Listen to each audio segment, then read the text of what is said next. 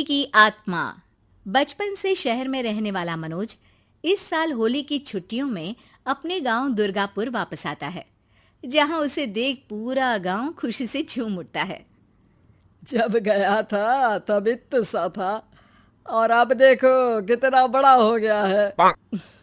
हाँ सरपंच जी, जब मैं गया था तब आप भी बहुत जवान थे और अब देखो कितने बूढ़े हो गए हैं आप। चलो चलो बढ़िया है, बच्चा घर वापस आ गया। इसी खुशी में आज रात पार्टी होगी। क्या बात है, गांव में भी पार्टियां होने लगी। वैसे अगर पार्टी की बात है तो आज क्यों सीधा होली पार्टी करते हैं। होली पार्टी की बात सुन चहल पहल में अचानक सन्नाटा छा जाता है, जिसे देख मनोज को कुछ अजीब लगता है। लेकिन तभी सरपंच बात पलट देता है।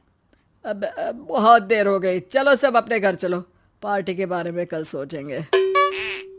मनोज भी मम्मी पापा के साथ घर आ जाता है, पर होली पार्टी और उस पर पूरे गांव की खामोशी वाली बात अभी तक उसके जहन से निकलती नहीं। पापा, होली पार्टी की बात पर सब चुप क्यों हो गए थे? अरे होगी उनकी कोई अपनी बात, मुझे गांव की पंचायत ही थोड़ी पता है। थक गया हूँ, चलो सो जाते हैं, कल बात करते हैं। पापा की बात मानते हुए मनोज भी सोने चला जाता है। आज तो छुपा लिया, लेकिन हफ्ते बाद जब होली का दिन आएगा तब इसे कैसे रोकोगे? अगली सुबह सूरज के साथ ही मनोज भी गांव घूमने निकल जाता है, जिस पर रास्ते में उसे अपनी ही उम्र के कुछ लड़के भी मिलते हैं, जिनसे दोस्ती कर अब वो उनके साथ घूमने लगता है। इसी तरह कुछ दिन बीत जाते हैं और होली नजदीक आने लगती है। दोस्तों, होली में 4 दिन ही बचे हैं, पर गांव में उसकी कोई तैयारियां क्यों नहीं दिख रही? क्योंकि यहाँ होली नहीं मनाई जाती। अरे पर ऐसा क्यों? वो राजा भूषण। अरे तुम 4 दिन के लिए आए हो, क्या इतना सोच रहे हो? चलो कुछ खाने चलते हैं। इसी के साथ एक बार फिर होली की बात को टलते हुए देख मनोज को शक होने लगता है। वो घर पहुंचते ही इंटरनेट पर अपने गांव और राजा भूषण के बारे में जानकारी निकालने लगता है। क्या? मुझे आज तक ये नहीं पता था। ऐसा कैसे? किसी ने मुझे कुछ बताया क्यों नहीं? सारी जानकारी लेने के बाद मनोज गांव वालों या अपने मम्मी पापा से कुछ पूछे बिना खुद ही उसकी सच्चाई के बारे में छानबीन करने लगता है, जिसके चलते वो राजा भूषण की हवेली में पहुंचता है। वाह, क्या हवेली है यार।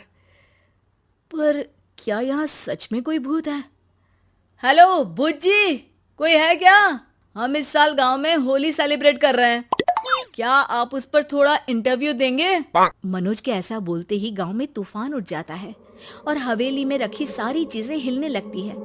एक अदृश्य शक्ति मनोज को धक्का देकर हवेली से बाहर निकाल दरवाजा बंद कर लेती है।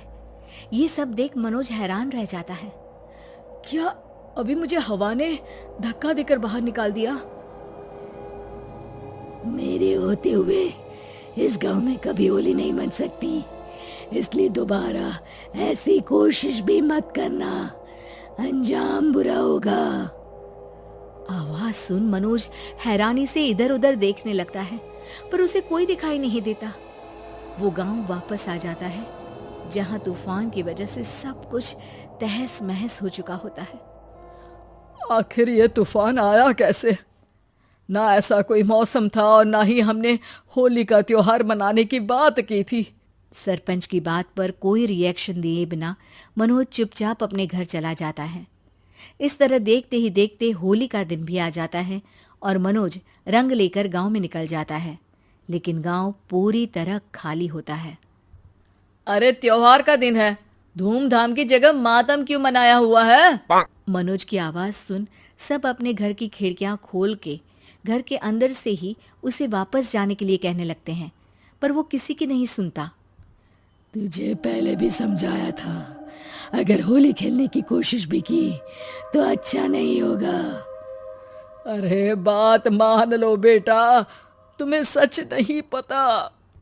मुझे सब पता है। सालों पहले इस राजा ने एक अंधविश्वास फैलाया और आप लोग आज तक उसे मानते आ रहे हो। अरे बेटा, जब तुम पैदा भी नहीं हुए थे उससे भी बहुत पहले से इस गांव पर होली का श्राप है। अगर गांव में होली का त्योहार मनाया जाता है तो प्रलय आना पक्की बात होती है। राजा भूषण इस सब में नहीं मानते थे और त्योहार मनाने लगे, जिसके चलते होली वाले ही दिन पहले उनके बेटे की और फिर उनकी मृत्यु हो गई। तभी से गांव की रक्षा के लिए उनकी आत्मा उस हवेली में रह रही है। सबकी बातें सुन मनोज उलझन में पड़ जाता है।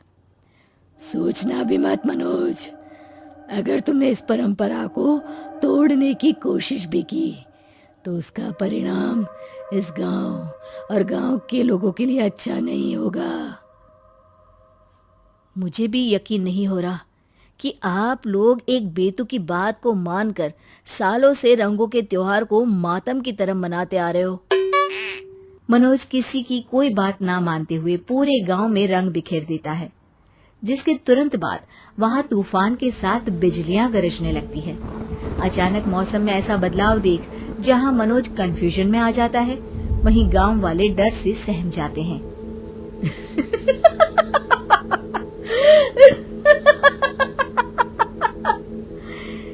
इस लड़के ने हमारे जैसे सिर्फ अपने स्वार्थ के लिए नहीं बल्कि पूरे गांव की खुशियों के लिए यहाँ होली मनाई है, जिस वजह से अब इस गांव पर होली का श्राप टूटता है।